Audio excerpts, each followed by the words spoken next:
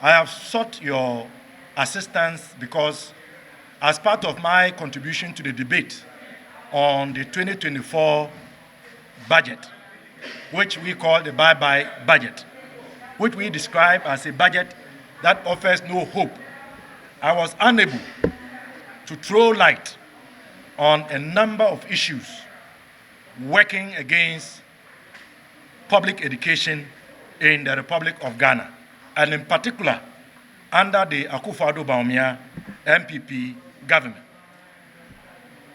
I started my debate on the floor by drawing attention to the fact that basic education is foundational, and that we cannot purport to be building a structure and a superstructure on a foundation that is weak, that is emaciated, that has been starved. If you were to look at education sector funding, since the Akufo-Addo Bawumia MPP government took over the reins of governance in this country, almost every year, funding for basic education has dwindled. Funding for secondary education has gone up. Funding for tertiary education, on average, has been stagnant. Now, how are we supposed to say that we are doing well and that we are honoring the constitutional obligation of free compulsory basic education when basic education is poorly funded? And here are some of the consequences of the poor financing of basic education. Today, as we speak, after the introduction of a new curriculum since 2018, no single school in the Republic of Ghana has a full complement of textbooks based on the new curriculum. In fact, government itself has admitted that provision was made for only 60% of textbooks to be produced. So the question is, why would you make provision for only 60% of textbooks to be produced when you know that it ought to be 100%? I have spoken about capitation grants, and many of you must pay attention to this. Because of government's inability to meet its obligations as far as the regular disbursements of approved capitation grants are concerned, as we speak today and now, government is in arrears of 8 terms, the equivalent of over 2 years, as far as capitation grants, which should go to public basic schools, are concerned. What are the implications of this? It is the capitation grant that defrays the cost that hitherto should have gone to the parent. It is because of the capitation grant that we can say that basic education in Ghana is free. Because government is not remitting the capitation grants regularly at 10 Ghana cedis per people per year, basic public schools in this country have to rely on the head teachers to borrow the services of carpenters, to borrow monies to run the schools. So, for example, to be able to fix broken down furniture, which should come from the capitation grant, the head teachers have to procure that service from carpenters on credit. To buy attendance registers, the attendance registers have to be procured on credit. To fix broken doors and windows, those services have to be procured on credit. When was the last time you heard basic schools in Ghana organizing sports and cultural activities? It is not happening. It is not happening because of government's inability to meet its obligations. Essentially, under the Akufo-Addo Bawumia MPP government, public basic education is not free because the cost elements are shifted to the parents. We have instances where schools will tell parents that before you bring your ward to enroll, your ward must come with a school desk. That is how terrible the situation is.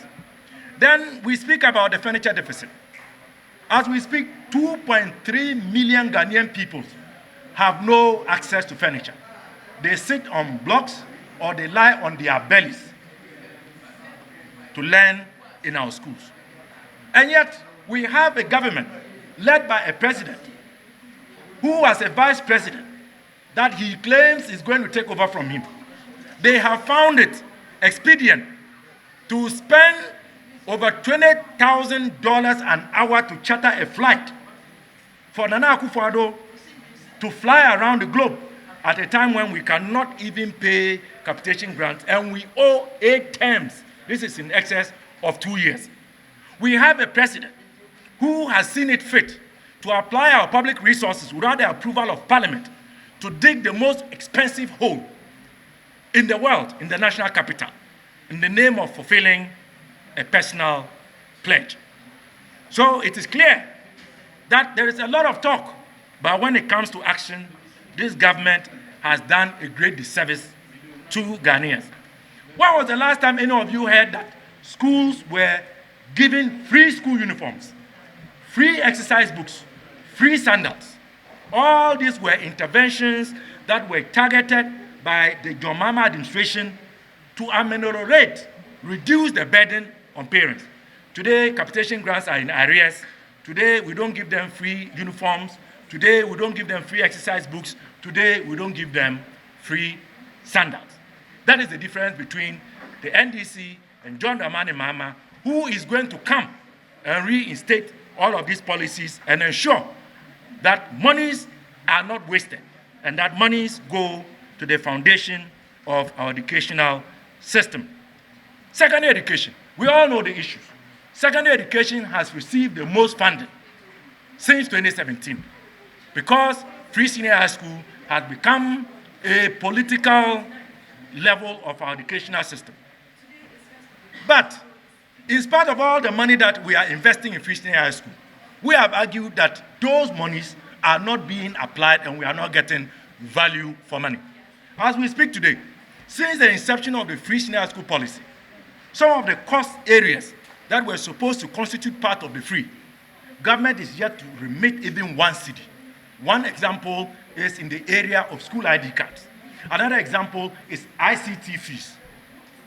If you read communiques by CHAS, they have said it time without number that government is failing to remit for ICT and library cards. At the same time, we are told that this government, as part of its manifesto promise and policy, is providing free Wi-Fi to all public secondary and TVET schools, to all the colleges of education, to all the district education offices, to all the regional education offices. I have done my checks. Africa Education Watch recently published a report